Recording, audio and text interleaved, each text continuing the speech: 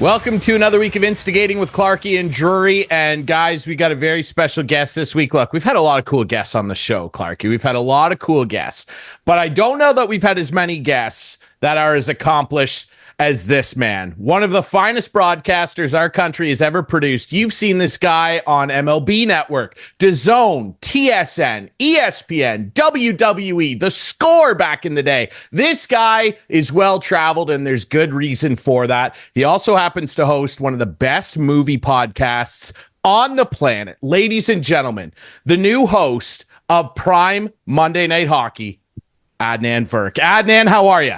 I mean, Ryan, I've done a lot of podcasts. That may be one of the best intros I've ever heard to my own life. So keep it going. That was fantastic. That is how you welcome in a guest. You got the resume correct. You were flattering and hyperbolic at times. Very kind of you, man. Good to be with you guys. Ryan, good to meet you. And Clarkey, of course, we go way back to our brief tenure there at MLSE together. It is awesome to be here on the pod.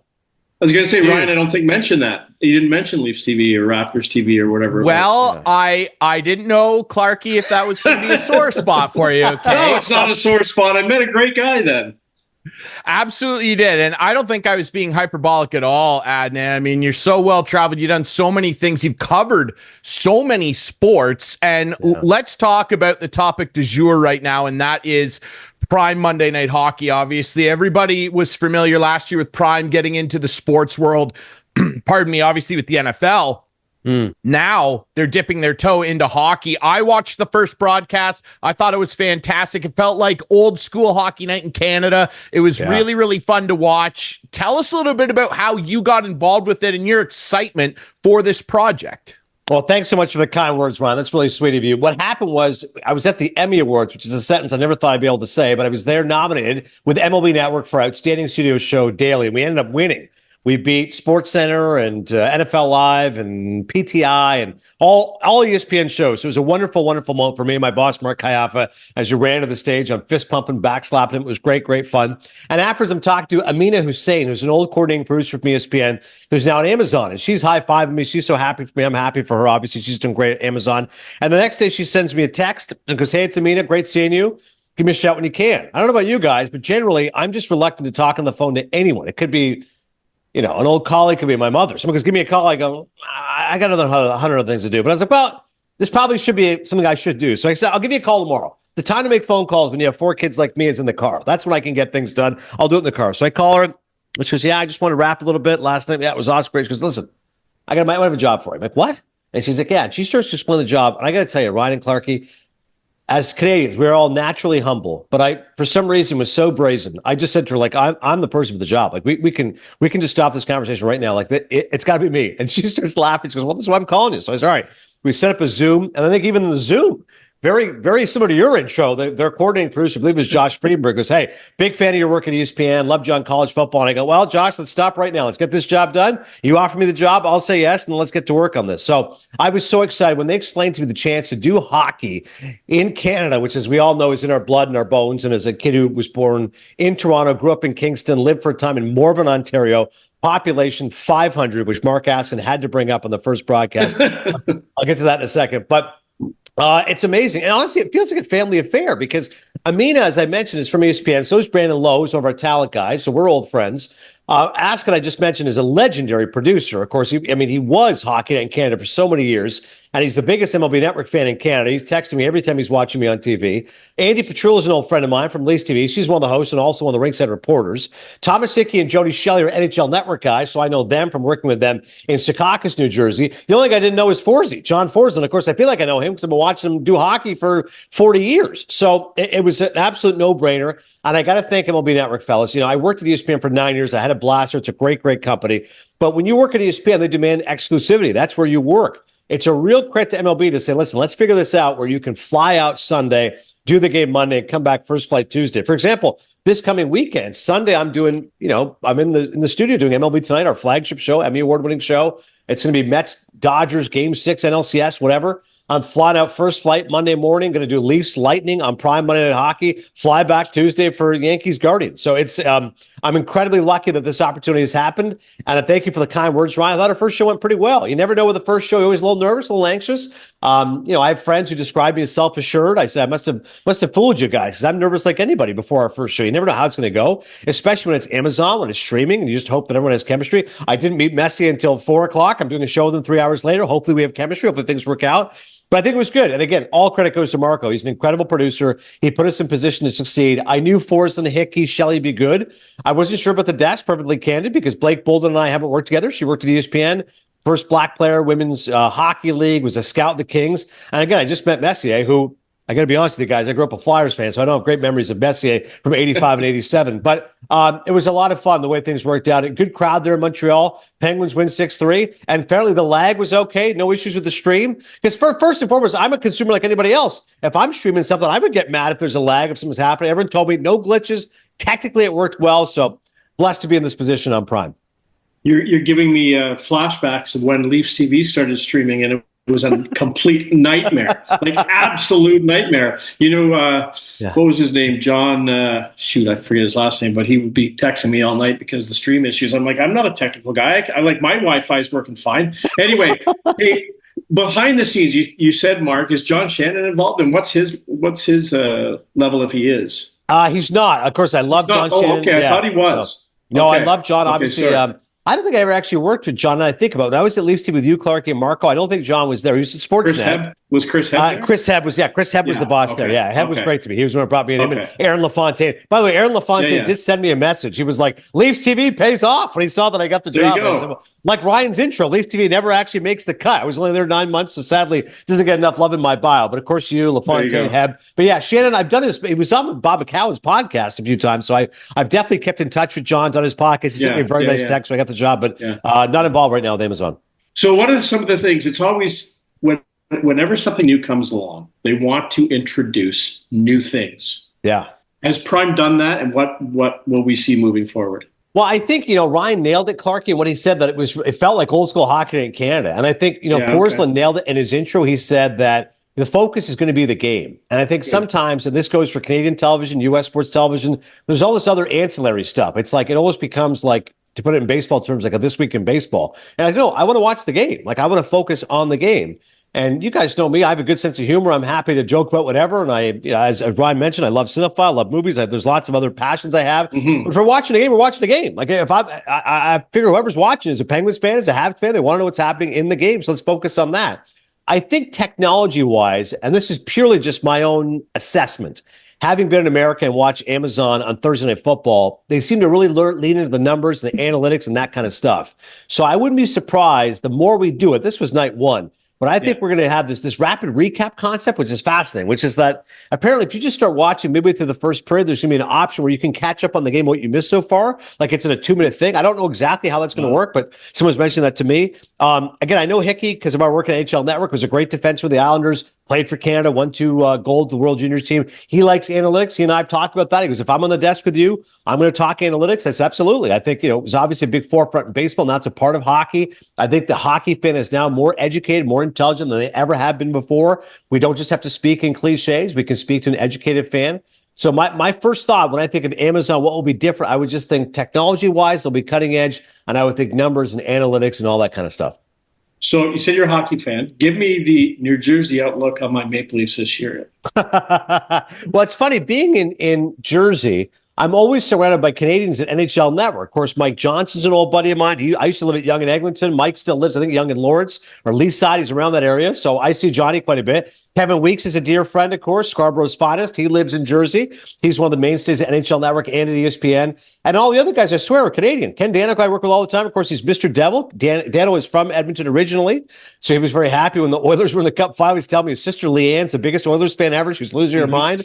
I'll let Stu Grimson's a dear friend. He's from Ontario, again, fellow Canadian, lives in Nashville. So every time I'm working at NHL Network, it feels like I'm with a Canadian. Darren Pang flies in a couple days. Whoever it is, it's a lot of fun. But when they talk Leafs, it's funny because Dave Reed, I work with all the time, of course. Dave Reed on TSN. Yeah, sure. So Reader's always breaking in the Leafs and stuff. And it's funny.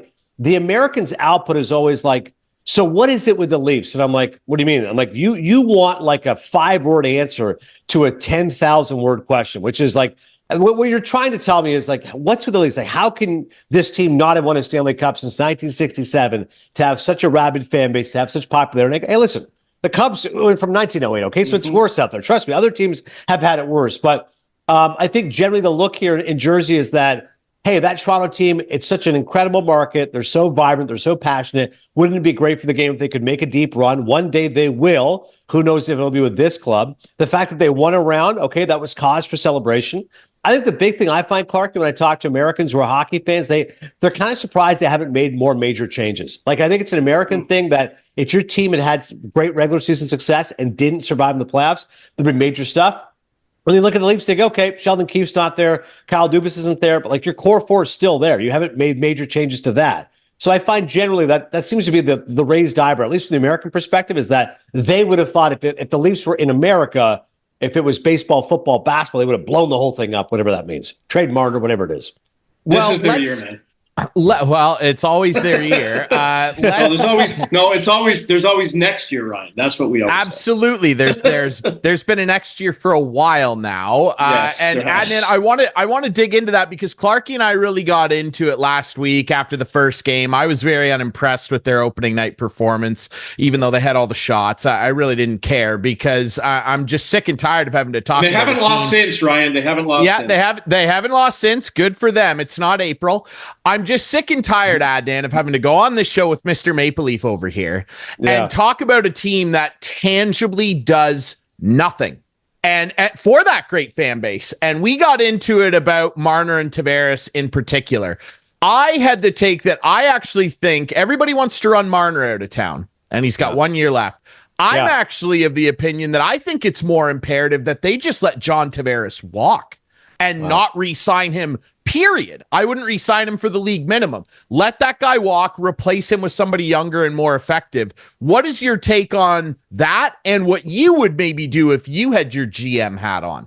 Well, you're absolutely right, but Marner ends up being the whipping boy because everyone knows Matthews is incredible and could score 70 goals and win the Hart, win the Rocket with Shark, etc. You can't trade him. And Nylander, everyone looks at and goes, well, he's a lot of upside. Yes, he's high salary, but great young player. Marner's what everyone seems to annihilate. And ultimately, when I look at this team, I look at Einstein's famous quote that the definition of insanity is doing the same thing over and over, expecting a different result. So I would have traded Marner this offseason. I don't know what I would have got for him, but I'm sure I would have got something. I would have just traded talent for talent, would have beefed up my defense, different score, whatever it is. I would just say, listen, it's not Mitchie's fault necessarily, but let's mix this thing up a little bit. Let's shake it up and let me see what offer I can get out there. He's a good young player, for God's sakes. He has great offensive potential and can score a ton, just hasn't performed well in the playoffs. I'm sure I could have got a good deal for him. Tavares is an interesting, Ryan, because you're right. I think what people see with Tavares is, well, he's not what he once was, but we signed him because he gave us credibility and it was necessary at that time. Is he a little overpaid now? Fine, but he'll sign another deal because he loves Toronto so much, and that'll be at a discount price and everybody wins. So I like your contrarian take that why should I sign him even if it's at a cheap price? What's he offering to me because he's not worth the value he's gotten so far? I haven't really thought of it that way because, to be honest, everyone just seems to attack Marner and that seems to be the focus. But I guess with Tavares, I just feel like if I traded him in the offseason, what would I have got for him? I'm going to get a greater return for Marner. But it is interesting, your point, which is that what is the point of keeping Tavares even at a reduced rate if you feel like that roster spot could be better occupied by someone else? I just look at it and I consider guys like Sam Bennett that are going to be a free agent. I'm not saying, sign him up for the Maple Leafs, but I guess my whole take is the guy. I like John Tavares. I do. He's been a good player. I would not say he's been a great player. That's reserved for very few guys, in my opinion. He's been very good. I'll give him very good. Yeah. I don't think for any year other than the first one when he scored 47 goals that he's been worth the $11 million. That's just my opinion. Yeah. So when I consider that, and then I consider, okay, he's going to be 35 next year. Why should we sign him? People are ready to give this guy $5 or $6 million per on a 3-year deal. I'm like, why would we do that when we could go out and pay a 27 or 28-year-old to be a little bit more effective in the role that we need? He's a third-line center now, Adnan. That's my whole take on it. Yeah, it's a fair point, Ryan. I think it really comes down to the price. Like if you said to me, you're right, when you say $5 or $6 million, that feels like a lot for a third-line player. If you said to me 3 years at $12 million, I guess, then I'm like, okay, $4 million, that feels like a pretty much of a steal. I guess you have to look at the numbers. And I guess by that prism, if it's going to be $5 or $6 million, he's not going to be as effective as you're hoping to be. I'm not sure necessarily if it makes sense. It's a fair point you make. I'm curious as well, Adnan, to move away from Clarkey's Maple Leafs. And are we done, Clarkey? Okay. Yeah. I want to dig into your career a little more. And, being on the play-by-play side of things, I grew up watching a lot of guys that inspired my journey in broadcasting. I'm sure you did the same. And I remember growing up watching you, of course, and all the analysis that you've done over the years. When you were growing up and first becoming interested in the industry, who were guys that you saw that you thought, I would love to do that? It's a great question, Ryan. I just had a really excellent story by a writer named Greg Shapiro, I believe, the Canadian Press, just did an article on me. He was talking about my origin story, as it were, as if I'm Wolverine. And we were talking about when I grew up in Morven. So I was born in Toronto, then I moved to Kingston, lived there from 6 to 11, 2 different houses. And then from 11 to 18, I lived in a city called, not even a city, it's a hamlet called Morven, Ontario. No joke, 500 people. And I just visited my high school, Ernesttown Secondary School in Odessa, Ontario, not to be confused with Odessa, Texas. And that's a town of maybe 15,000. And I just went last Thursday. I drove 6 hours from my home in New Jersey. It was so nice of Clarkey. I hadn't been back in 28 years since I graduated. And Marnie Cook, now Marnie Chapman, reached out and goes, hey, at Ernesttown, we're doing the first ever Wall of Fame. We want to have you on there. So I was one of 20 inductees. It was such a sweet honor. And I got to have my parents come down from Maple. And it was great. So I got to go back to where, my roots were and driving through it. I hadn't been there since I was 18, 19. And it's a small town in the middle of nowhere, but it really is home. And it feels familiar to me. And it was a wonderful upbringing. And I really enjoyed it and all the rest of it. But the reason I bring it up is because, as you said, who are those influences? While working at ESPN, so many people I worked with said, oh, well, I grew up watching SportsCenter. I'd watch Chris Berman. I'd watch Dan Patrick or Keith Olbermann, et cetera. Similarly, in Canada, you'd hear people say, I grew up watching Michael Landsberger or Brendan Connor, et cetera. But in Morven, there was no satellite. You could not get anything at all. And I remember Dave Mowers, who was at least 40 years older than me, but also a rabid sports fan. I would complain to him. I go, I can't be, we live so far in the middle of nowhere, Morven, Ontario. I can't get TSN. This is pre-Sportsnet. So I couldn't get TSN. So I didn't grow up watching SportsCenter. So all I had was Canada AM every morning at 7:37, Dan Matheson, 5-minute sports. And I'd run downstairs. I'd read the Toronto Star sports section, Dave Perkins, Neil McCarl, and I'd run to the bus and go to school. So this is a really old school way to say I watched a 5-minute sportscast and then I read the newspaper. Only once I went to Ryerson in Toronto when I was 18, then I started interning at 19 at TSN. Then I got to meet and become friends with David Amber and James Duthie and Rod Smith, the late Darren Detition. And those guys, I definitely was able to watch them and kind of take bits and pieces of what they did. Duthie's a great writer. Amber's got great presence. Smitty, the Stentorian Pipes, Dutchie's sense of humor. So I got to kind of watch them. And then I started to watch ESPN when I was there. And I was a huge Olbermann fan because he's so smart and so funny. And that show with Dan Patrick was very electric. So it's really funny. Growing up as a kid, I'd watch Ron McLean, of course, in Hockey Night in Canada. But I wouldn't say necessarily informed my pattern of sportscasting. It was more kind of later, once I was in college, that I met those TSN guys. And I started watching ESPN a lot more. That's what Chris Berman does. That's what Stuart Scott does. That's what Rich Eisen does. So it's fascinating for me. It's so atypical of what most kids have, which is you grow up wanting to be a sportscaster, and that's a sportscaster you want. Really wasn't like that for me until later in my career, but I've been so lucky to work with so many of them. You mentioned my podcast, Cinephile.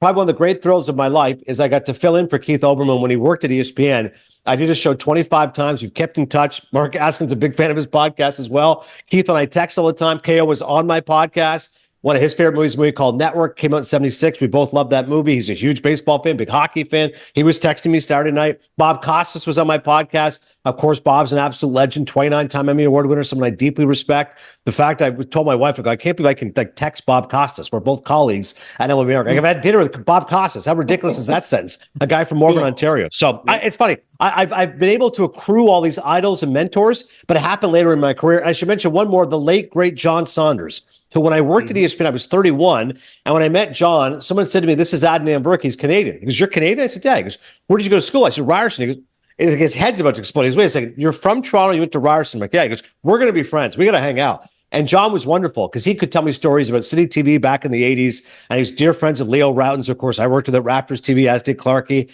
And John was awesome to me. He was really so helpful at ESPN. He gave me a great bit of feedback. He said, anyone who tries to do something different, there's always going to be some producer saying, oh, I don't get that joke, or I don't do that. He goes, do it for yourself. He goes, quite honestly, half the time, do the broadcast for yourself. Do what you believe is right. Don't listen to the noise. Who cares what the guy on Twitter says? Who cares what the producer's telling you? He goes, you do what you think is right. It was a great bit of advice from John, which is that stick to your own principles and ideas. He said the late Stuart Scott at ESPN, when he started, all the hip hop slang, because people are telling him, don't do that. It's too black. Doesn't make sense. No one's going to get it. He goes, no. So he was like, I'm going to do it. This is my style. And if you don't like it, tough luck. And that lesson is something that I think helps Ryan Drury. It helps Adnan Virk, whoever. Do it your way. And then that way, nobody can complain. You've obviously done a lot of things in your career, and I'm sure you don't number them like Roger Lajoie does. But if there was one cool thing, either in studio or at the event, what would it be? And what was the most challenging as well? Well, the most challenging would be college football, because when they put me on that at ESPN, I said, are you sure this is a good idea? I'm like, again, I'm from Mormon. I did not watch the SEC growing up. I can't speak to, Keith Jackson and Georgia, Alabama. Like I hear the people do that and do the imitation. Like, I don't even know what we're talking about. Like the 1987 Sugar Bowl is not something I'm familiar with. And you're going to put me on it's one of the biggest sports in the country. Yeah. Yeah. And I said, nope, you're the guy. You'll be great. And it was so funny. It's me and Jesse Palmer doing it together. Jesse's from Nepean, Ontario. And to get two Canadians here talking U.S. college football, massive games. And I'm trying to learn who's in the Big Ten. What's the difference in the Big Ten and the Big 12? And what's the Pac-12? And what's this ACC? Like, it was crazy. And we're with Joey Galloway, who, of course, is brilliant at Ohio State. So I think that was the biggest challenge, learning college football. And I remember my first audition. Again, the great David Amber had told me, when you're walking in there, they're going to go, you're Canadian. You know hockey. You don't know U.S. sports. You better brush up on your college football, your college basketball, all that stuff. And it was great advice. And the fact that I started there in 2010, and 4 years later, they put me on college football. I did it for 5 years. I did the national championship postgame show with Jesse and Joey and Danny Cannell. It blows my mind as a Canadian, again, from a small town of 500 people. That was probably the most challenging. As far as coolest experiences, I mean, winning an Emmy was pretty huge. I mean, again, being up on that stage a few months ago, I never thought I'd win an Emmy Award. To be able to work in baseball, which has always been my favorite sport, my first passion, my first love as a kid growing up, it was always baseball in the summer and hockey in the winter. To have gone and covered the World Series, it's been a pretty fascinating journey. And now, of course, the Oscars. Through my podcast, Cinephile, I've been to the Oscars twice. I mean, I walked the red carpet. My buddy Andrew Leshevsky, old college fan, has a video. Awesome. Guillermo from the Jimmy Kimmel Show is talking to Jeff Bridges, and you see me walk by in the background. I can't believe it's Virk. He's there walking the red carpet at the Oscars. I've interviewed Robert De Niro. I've met Al Pacino, like my favorite people. This is how much I love Al Pacino. I just bought his new book. It's called Sonny Boy. You should all read it. It's unbelievable. I met Pacino. I mean, I've interviewed De Niro. It's been a hell of a journey, man. Seriously. Baseball, your favorite sport. The Blue Jays keep reeling in my mind. I have to ask. Can you believe Shapiro and Atkins are still at the helm? Well, it was a great question you said to me, Clarkey, which is like, what's the perception of the Leafs in Jersey? So if you ask me, what's the perception of the Jays in Jersey? Let me tell you something. The bloom is off that rose of Shapiro and Atkins, and it's crazy because I've worked at, like, Dan O'Dowd is former Rockies GM, former executive of the year. He goes, Mark worked for me. He goes, when I was in Cleveland, he worked for me. And I said, how was he? He goes, listen, he's a smart guy, and he goes, and he's great with the off the field stuff. Like, he goes, I'm not surprised. Mark's done an amazing job with the spring training facilities in Dunedin. He's done a great job with the vault renovations. But as far as the winning, like, that's the challenge. Sean Casey as well knows Shapiro as well. Case speaks well of him. And I said, it's great that you can do the off the field stuff, the corporate stuff, the glad handling. Let's focus on the team. And I think the part that's the most shocking to me, and honestly, I feel dismay for Blue Jays fans. I really do. As you guys know, when you get older in the business, you tend to break apart allegiances from teams, and you're more focused on people. So this sounds ridiculous, I know. But I worked with Aaron Boone for 5 years at ESPN, so I'm pulling for the Yankees because Aaron Boone's my buddy. But I also worked with Alex Cora for 5 years at ESPN, so I also root for the Boston Red Sox. You go, what the hell are you talking about? I go, Alex is one of the nicest, sweetest guys you'll ever meet in your life. And I go, I hate the Red Sox, but I'm rooting for Alex Cora every time out there. So with the Jays, I've been able to be a little bit more dispassionate. But honestly, Clarkey, I feel dismay and I feel disheartened if I was a Blue Jays fan. Because again, to go back to that Einstein quote, you got to shake things up. And when Shapiro came out, basically said, it's going to be status quo, I thought to myself, wow, if I was a Blue Jays fan, you tell me you're going to enjoy this nightmarish season, endure it somehow. And next year, Shapiro's there, Atkins is there, Schneider's there. And God forbid, maybe you don't sign Vlad and Bo going into their final season. Are you crazy? Like, how could you possibly tell yourself you weren't even close to a playoff spot? You finished with mid-70s wins and you go, We're going to figure it out. You know what was the most appalling is when Shapiro was asked at that press conference what happened, he said injuries. And the great Rosie DiManno, I remember reading in the Toronto Star growing up as a 15-year-old, wrote in her article, the Jays had the fewest games lost due to injury. Like, if someone goes, it was injuries? No, they actually had the fewest games lost injury. No major injuries. Like, yeah, Bo missed 80 games. Okay, you still had Vlad, your best player. You still had Kevin Gossman. You still had Barrios. Like, all the stars are there. No one says to themselves, oh, the Jays stunk because of injuries. They go, no, the Jays stunk because of personnel. They made poor decisions. And their pitching fell back a little bit, and their offense just non-existent. It was tough to watch. Yeah, it was that we really went off on that press conference a couple weeks ago there with our friend Rob Longley from the Toronto Sun, and he said it best. I think he said it. Look, talent wins baseball games. Like you can't have a group like this put together and blame it on injuries or the hitting coach Guillermo Martinez. You can't do this stuff. And Adnan, I thought the most appalling quote during that whole thing was when Mark Shapiro said, if I felt like there was a better person to run our baseball operations than Ross Atkins, I'd go hire them. And people just lost their mind. That made my brain melt in half. I could not believe that he said that. And the other one that was crazy was when Ross goes, I think just saying that it's as simple as us getting more power bats. That's a low hanging fruit. I was like, Ross, I don't think you know what low hanging fruit means. Low hanging fruit is something easy to get. It's not easy to get power bats. I just think it's such a mess up here, Adnan. I can't even imagine what some of your colleagues at MLB Network are saying. Well, again, to go back to Dan O'Dowd, Ryan, he had said to me, this is a couple years ago, everyone keeps saying, oh, the Jays are going to be great for a while. He goes, let me tell you something. That window's closing. That was 2 years ago, he said that to me. He goes, everyone thinks, oh, they got Bo and Vlad and Bichette and the baby Blue Jays, and here we go, and Biggio. And he goes, it's quick. He goes, just snap your fingers and it's over. And right now you're seeing that. You see them with the Orioles, by the way. Everyone goes, oh, they're going to be great for years to come. Back-to-back playoff appearances, haven't done squat. Guess what? You're about to lose your best pitcher, Corbin Burns. He's going to get Garrett Cole money, $300 million. See ya. He's gone. Rutschman was terrible in the second half. Gunnar Henderson special. Okay. Jackson Holly, number one prospect in baseball, had a horrible season. So you can't tell me when you look at these teams, go, oh, they're number one in the farm system, their prospects. It changes so quickly. The Jays for 3 or 4 years were thought to be sexy pick to win the World Series, to win the East, to challenge, exciting. And now you feel like the bubble's burst. This was a bad year. There's no guarantee the Jays just all of a sudden win 90 games next year. Like there's a greater possibility they endure this season again, right? If you say to myself, well, it was just one bad year. Well, maybe it's the beginning of a trend, actually. Maybe, let's be honest, the pitching was incredible a year ago. This year it was more what it should have been. And your offense lacks punch and power. You'll make a couple signs as you did last year, IKF, Justin Turner, whatever. But what if Vlad walks? Like, I got news for you. I know there's a love-hate sometimes in Toronto because Vlad got off to a slow start. Everyone says he's not the guy in 2021.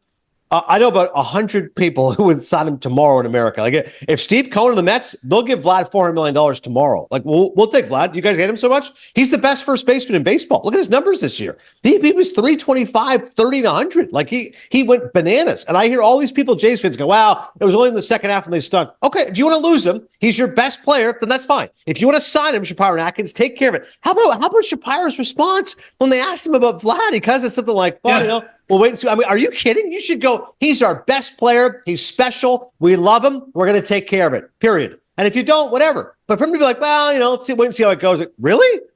Okay. You've already lost Bo Bichette. He's not going to have much trade value. And to your point, Ryan, about the slugging, this stat stands out to me.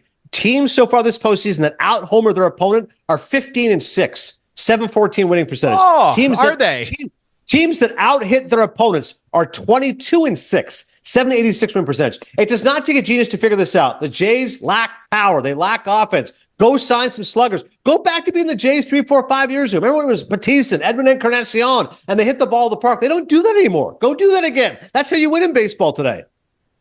That's that they don't want us to believe that, though, Adnan, and they penny pinch up here. We've got new cup holders in the stadium. If only, guys. It's so if nice. If only. Let me just say this, and Adnan, I don't think I watched more every night of the week when we thought Ohtani was on that plane to Toronto. Oh, if only he was on that plane. That would have solved everything.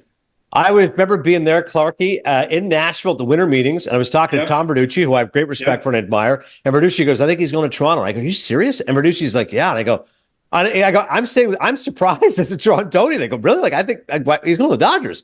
And Tom goes, he's such a gym rat. I go, okay. He goes, like, he's going to love the facilities there in Dunedin and what he can do with it. I go, oh, yeah, but Tom, I go, that's 6 weeks. Like, okay, so the spring transfer, like, who cares? Like, what about the team? He goes, he already owns America. He already owns Japan. Now he can own Canada. He'll be an international phenomenon. He can be a star. And I go, I guess. I just think he wants to win. And to me, if I again, I'm proud to be a Canadian, but if I lived in Southern California, I probably wouldn't leave Southern California. And they're going to give him more money than anybody. Like, I live in a great climate. I've already played for the Angels. I'll play for the Dodgers. They're always going to be in it. They're always going to either win the division or win the wild card. Every other Dodgers will be in the playoffs. The Jays, there's no guarantee of that. You think I'm going to leave that for the Rogers Center, which I still think after the renovations, fairly sterile dome. Like, it's not exciting. I don't want to play baseball there in April. He goes, no, I think he's going to do it. And then, of course, my buddy JP Morosi, who I adore, unfortunately had the false report. The amount of hype and excitement from the Jays, I've never seen it before, to go from Ohtani to Isaiah Kiner-Falefa and Justin Turner. Oh.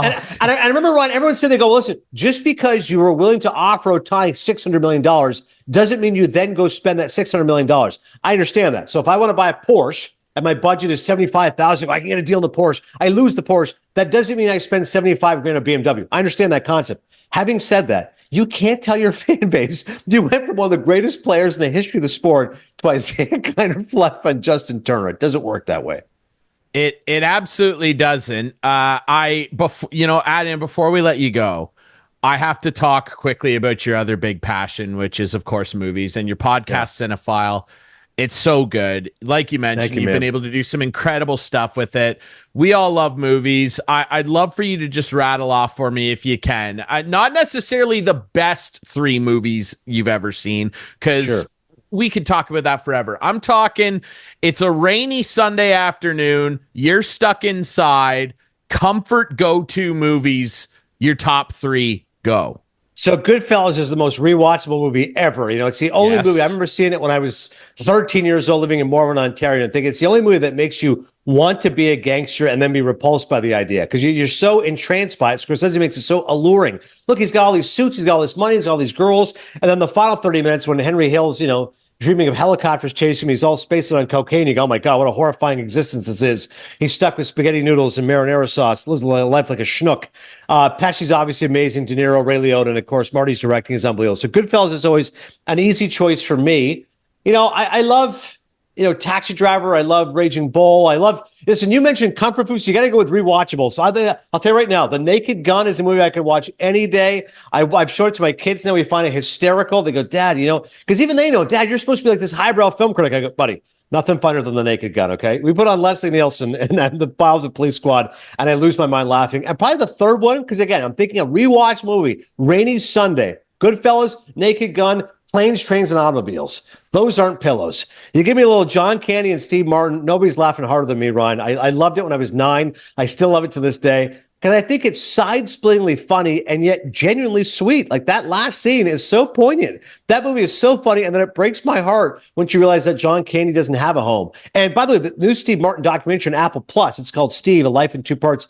He tells the story that John Candy actually has a much longer monologue, and they filmed it. And he goes, it was amazing. It was a page and a half of dialogue. He goes, I was crying hearing John recite it. In the movie, it's only 2 lines. It's just, I don't have a home. Marine's been dead for 8 years.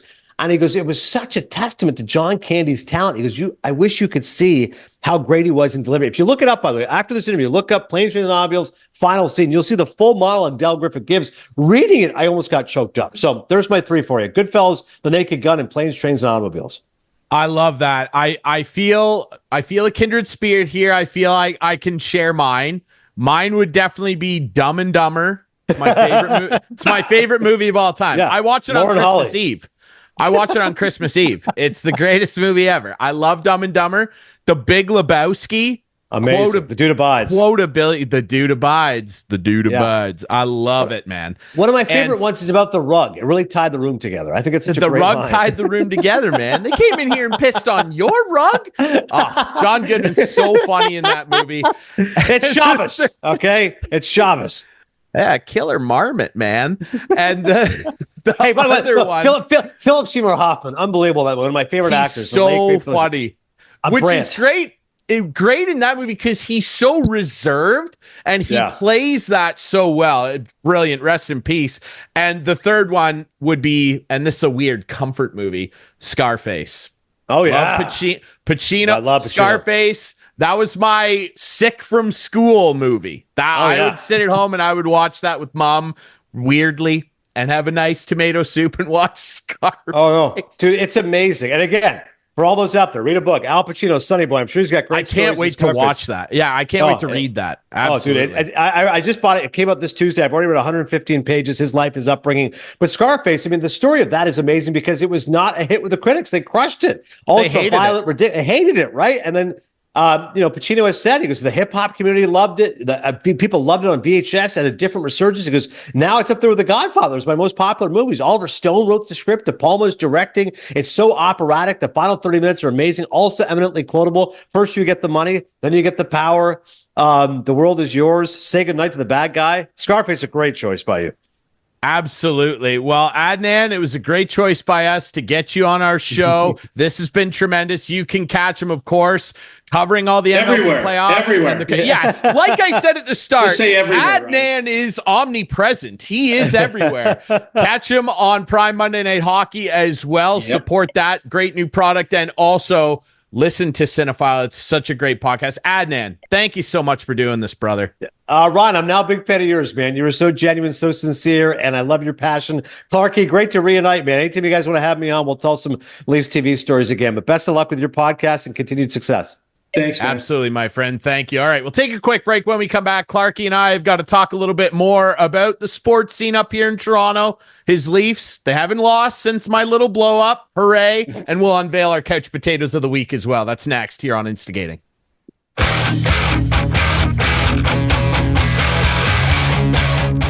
Welcome back to Instigating with Clarkey and Drury. Thanks again to Adnan Virk. Man, Clarkey, I mean, you guys go way back, obviously, and we do. Good guy. Know him a little mutually through our friend Mark Askin, of course, involved with Amazon Prime Monday Night Hockey, the behind the scenes show, Prime Hockey, man. I mean, they're in there. They got their fingers in the cookie jar, man. And that's the #1 streaming show right now, I believe, in the US still, at least in the sports category. Their behind the scenes hockey show. And like I said to Adnan, and I mean, I am genuine when I say I tuned in and watched, of course, because, of our buddy Mark Askin being involved and everything. And I wanted to see how it looked. And I really do mean it. I mean, and Mark kind of told us both before it started that that's what they were going for, kind of that old school, make it about the game, like Adnan said, type of vibe. And what does that mean to you? What does that mean to you? It means that it's less about all these different segments about things like analytics, which I'm fine with. I like analytics. It's fine, but it's less about some of the behind the scenes and backstory stuff. That's what I always, thought was that's what the talk shows are for. That's what, Hockey Central and the NHL Network at noon and that stuff. That's what that stuff is for. Tonight, we're here to talk about what's up in this game and the story of these two teams this season, maybe. So I really liked that it that's really what was. That comment was about. Sorry? That's what you think that comment was insinuating. Yes, and it was further cemented by the impression I got watching the broadcast, because it was very much about what was going on during the game. Messier and Blake Bolden were really fun to watch with Adnan. Yeah. I loved Andy down at Ice Level. It was very much like, what's going on tonight? What do you guys need to do to improve? What should Montreal change? Like, it was very much a the moment broadcast. Yeah. So I took it a totally different way. Okay. I took it presentation-wise. So cameras, number of cameras, how they use their cameras. I'm the kind of guy, if someone says to me, do you want to go to a hockey game? Yep. If you had to pick any seat in the house, where would you sit? And center ice a few rows back. I would say about 10 to 15 rows up, center ice. Yeah. And that doesn't mean on a power play I want to sit behind the net or I want to sit above the net. I want to sit there. That's where I want to sit, center ice, and watch the game. And I think hockey, I think it has frustrated a lot of the older generation, like myself, when I watched the game, I couldn't stand, and I can't stand, and I firmly believe it's gone back to where I want it. We're not seeing that RoboCam above the net anymore on power plays. And the reason is, and I always had this argument with some people at Leafs TV, because when we produced the games at Leafs TV, we were all like, oh, got to put a camera here, got to put a camera there. I'm like, just use the camera in center ice. Because peripherally, you can't see the entire surface down there. When you're watching a game in person, out of the corner of your eyes, you can see the sides, but a camera, you can't. And I hardly see that anymore when they go to that high, it's right on the glass above the net, camera for a power play. I think it was meaning more of that. And like, remember, like, I think it was All-Star games, they had the cable cam and the NFL thing. Yeah. The NFL thing. It's like, I just, when I hear we're doing more Hockey Night in Canada stuff from the old days, that's what I think. And quite frankly, budget has something to do with that too. Every camera means a camera, an operator, a bigger truck possibly, that kind of thing. So I'm happy that it's gone back to the way I like to watch hockey. I don't think there was anything wrong with it. I mean, who introduced the Fox Tracks puck? Like, these gimmicks the glow puck. Yeah. They don't work. So anyway, that's how I look at it, and I'm happy that it's gone back that way. And I agree, and I think that kind of ties in with what I was saying too. Even though, you with your, producer brain, obviously, me more with my in front of the camera brain, that all ties in because that whole old school feel of making it about the game includes the way it is presented, and nothing. Look, I'm all for trying new stuff. Like, for sure, it's great to try new things because if something pops, great, like that's great. But nothing will ever. There are some things that are just set in stone or ice, if you will. And one of them is that nothing in hockey will ever, ever, ever beat the wide angle, side by side, full length ice view for watching hockey on television. It's unbeatable. It's the best angle. It just is. And that's typically why those seats that are along center ice in any row are the costlier ones, because everyone knows it's the best view. And it's the best view. Let me just stop you though. It's the best view if you're in row one when the play is right in front of you. I had row one once in Montreal, right behind the net. And I got to tell you, when the puck's at the other end, everyone there is watching the Jumbotron. Yeah, it's a tough watch. That far. It's a tough watch. Yeah. And if you're like right behind the bench, good luck seeing the one end. You can't do it. It's impossible. Yeah, well, and especially even when you're on the penalty box side, you got to look through the multiple layers of glass, and it distorts, right? So yes, anyway, there's challenges with it live, but from a presentation, I'm taking this in on television perspective.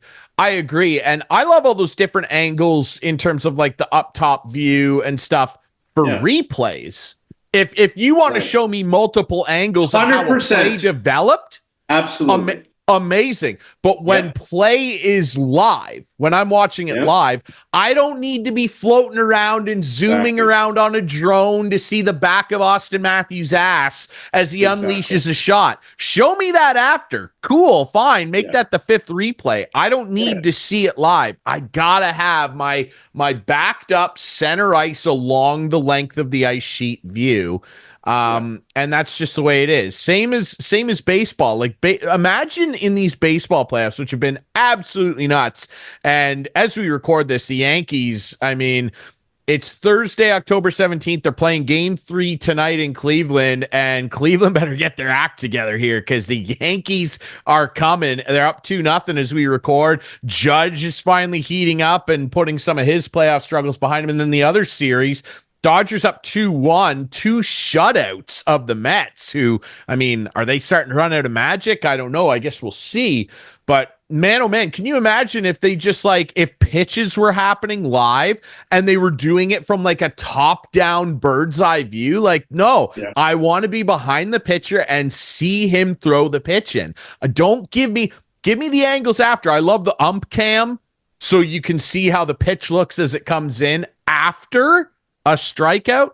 Don't make me watch the whole at bat from some weird angle. Just give it to me the way that it's meant to be taken in on television. Give me the picture view. I love it. Totally agree with you. We agree. We agree.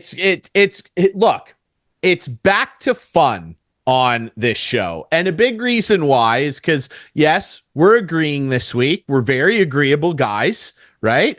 And your Leafs, they must have watched. They heard what I said, wasn't very impressed with the opener after in Montreal. Game 1. Yeah, after game one. Yep.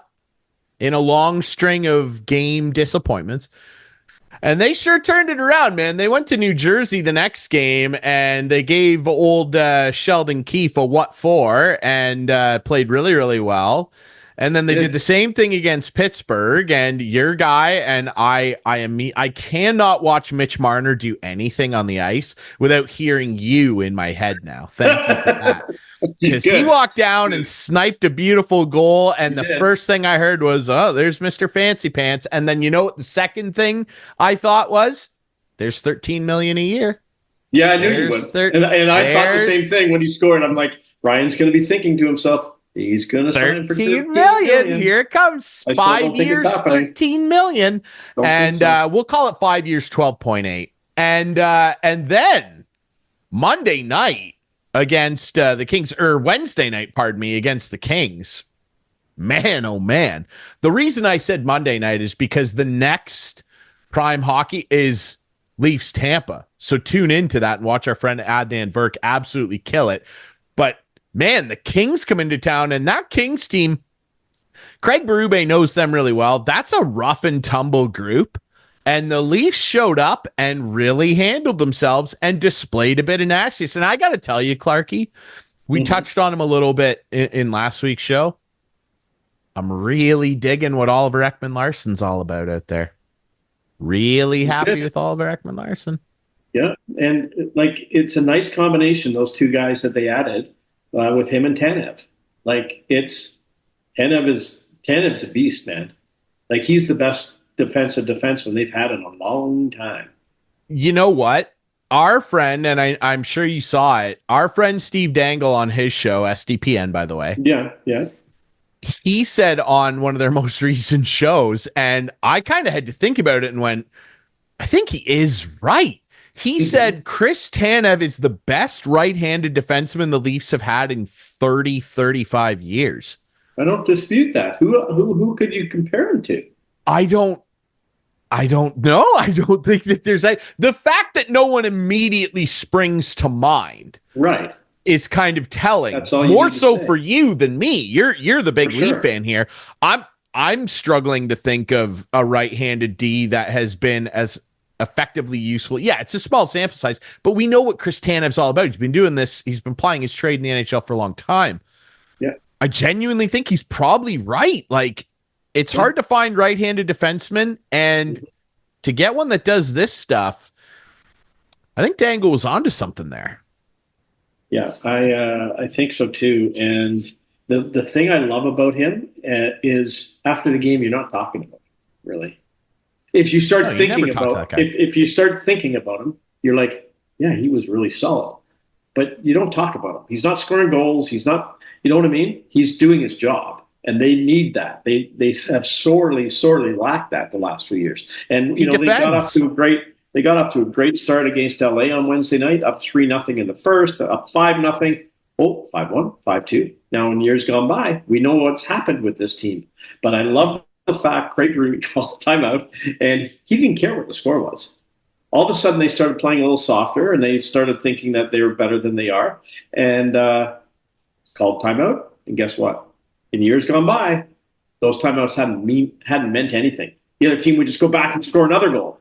Not last night. Chris Tanev was out there right away, and things were shut down, and game's over. Bob's your uncle. The thing that I like The thing that I like about him too is exactly that, how quiet he is out there in terms of the things that occur on the ice. And it's more so how quiet things become for the opposing team, because like when you watch him out there, like it really is old school.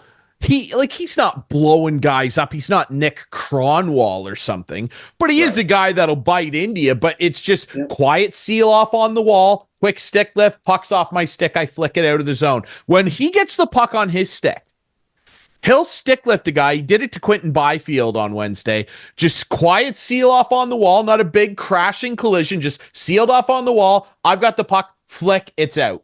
Right. Let my forwards, all the fancy pants guys, are going to skate onto this puck with their speed and skill, and they're going to take it the rest of the way. I take it away from you, and I flick it out of the zone.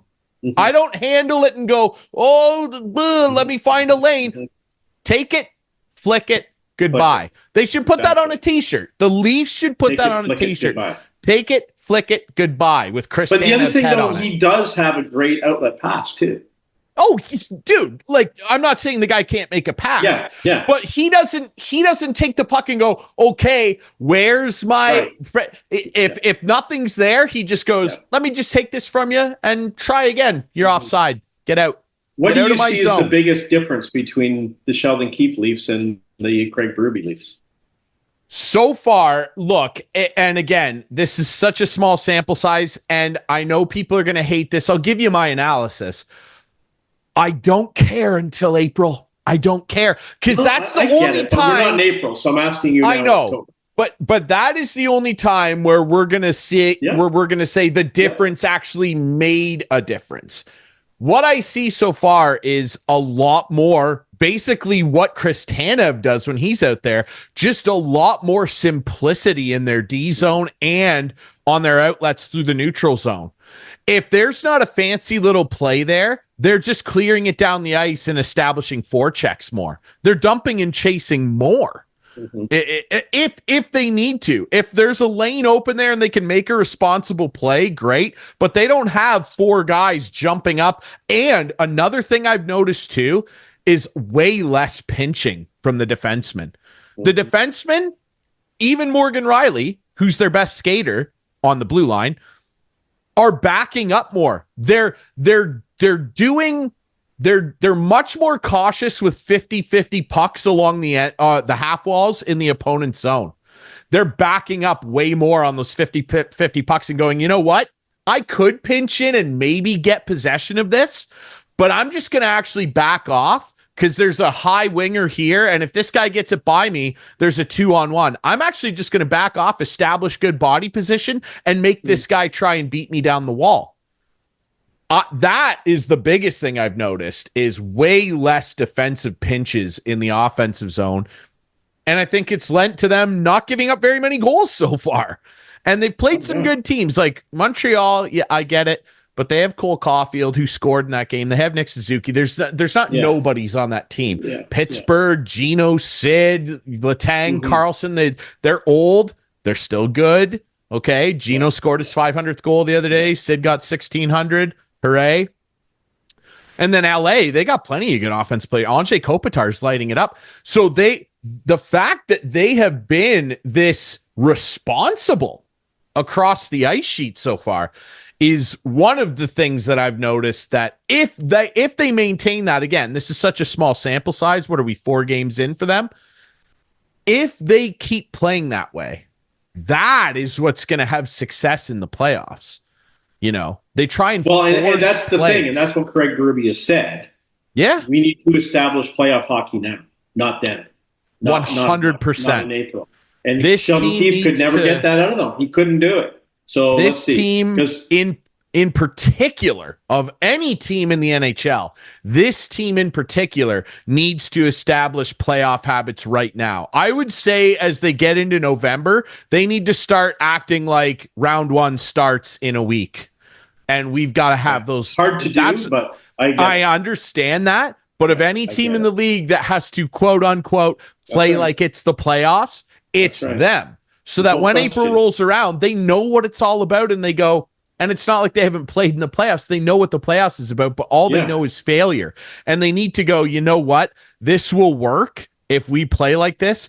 And I don't need to make that desperate pinch down the wall in a 2-2 game in game 5 of the playoffs. I don't need to try and make a spinneram, a backhand pass that if it lands, maybe there's an open net. But if it doesn't, I get picked off and there's a 3-on-1 the other way jailbreak and we lose in game 6 or God forbid 7. I don't need to do that. We stick to our system. We play responsibly around this puck and we support our defensemen. We support them and they support us. How about that? There you go. Chris Tan, supportive guy. Yes. I like it. Oliver Ekman-Larsson, though, to me has really stuck out. I really, really like his game. Let's talk couch potatoes this week. Let's break first. Let's take a break. You want to take a quick break? Let's take a quick break. We'll come back and we'll do our couch potatoes. Absolutely. Let's take a quick break. We'll do that. We'll come back. Producer Adam will hammer away at the couch potatoes. That's next here on Instigating.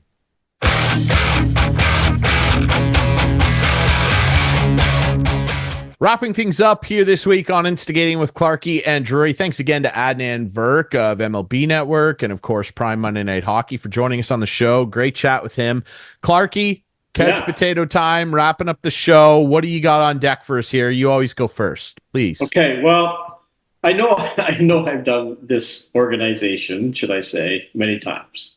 Okay. But once again, I was disappointed with the Leafs home opener, and I know we're going back now.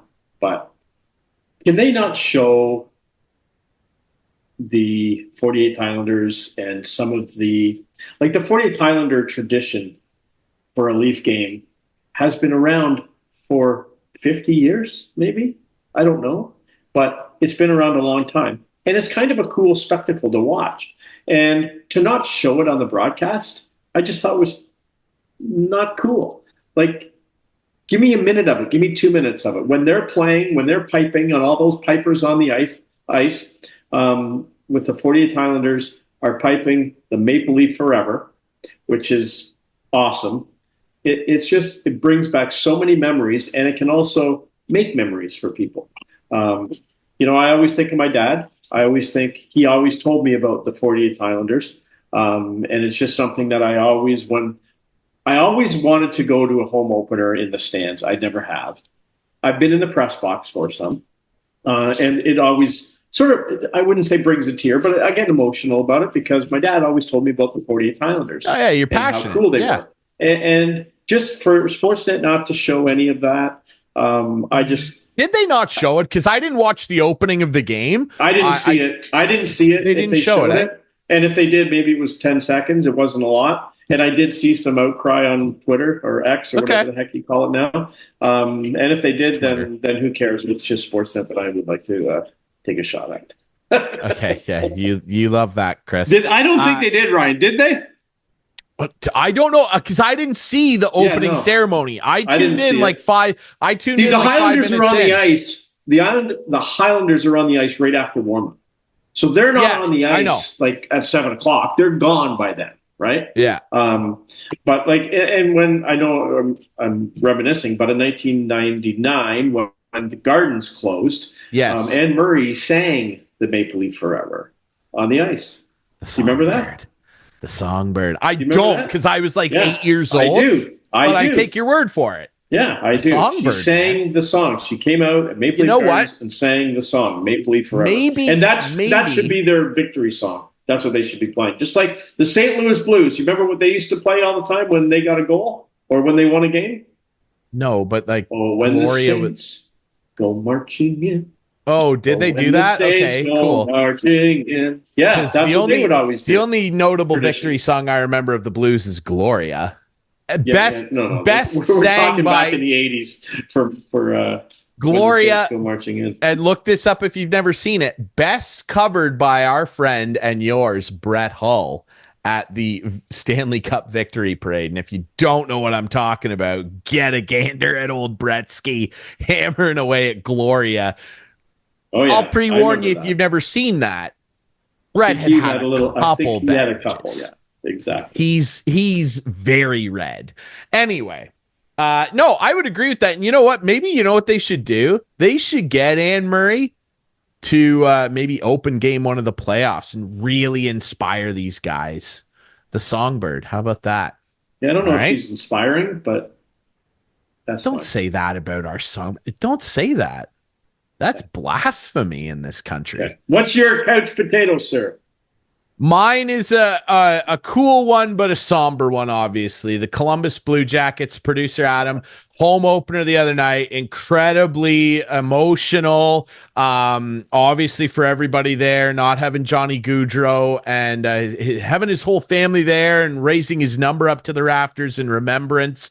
And I just thought that in a night of many cool moments, the Panthers coming in with purple Gatorade and Skittles, all the players wearing Gaudreau 13 on their really, really cool.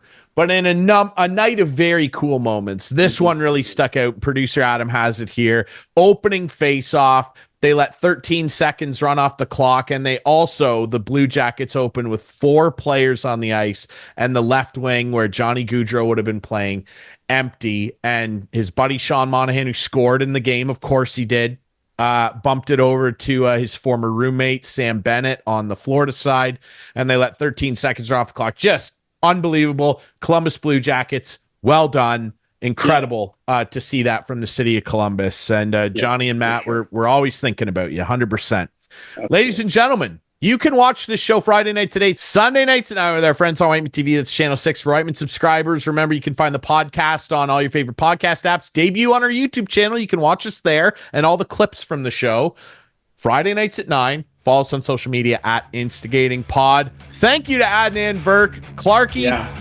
We will be back next week with more Instigating.